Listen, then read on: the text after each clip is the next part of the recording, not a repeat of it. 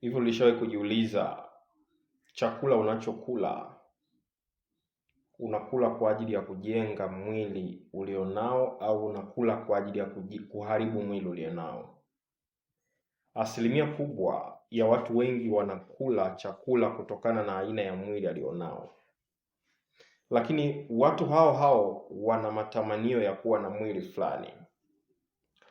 Mwaka 2016 niliingia katika detoxification ama program ya kuweza kupunguza uzito mkubwa nilionao. Nilikuwa na kilo zisizopungua 115. Wakati nikianza program hile, watu wengi walinikebei sana, walinikejeli sana. Lakini nilikuwa na ndoto, nilikuwa na maono ya kuwa na mwili fulani hivi wa kawaida. Kutokana na kwamba mwili niliokuwa nao niliona kabisa sio mwili sahihi kwangu. Cha kwanza nilikuwa na shida ya upumuaji, nilikuwa na shida ya kifua, lakini pia cha pili nilikuwa na shida ya maumivu ya mgongo pamoja na joints. Na cha tatu nilikuwa na shida ya nguvu za kiume. Sio hivyo tu, hata katika tendo la ndoa performance yangu ilikuwa iko chini to the extent kwamba unashiriki tendo la ndoa lakini wakati huo unapumua kama punda. Hizi ni kesi ambazo wanawake wengi wanaripoti kwamba mume wangu anashiriki tendo la ndoa tu kidogo lakini atahema mpaka utamuonea huruma. Ni kesi ambazo zilikuwa zinanisumbua 2015, 2016.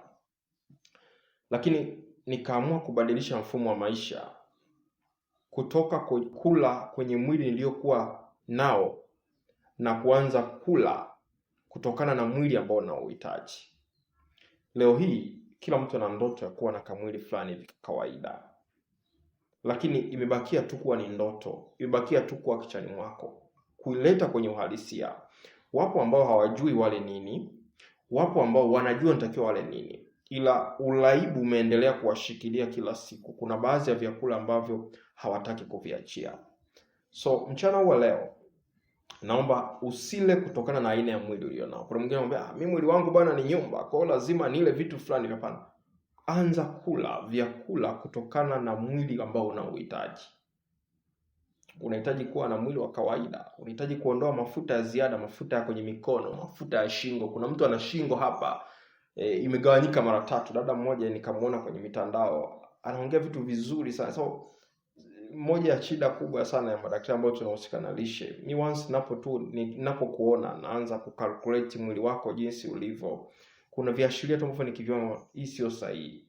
Mwanamke binti mzuri sana lakini amegawanyika mara 3.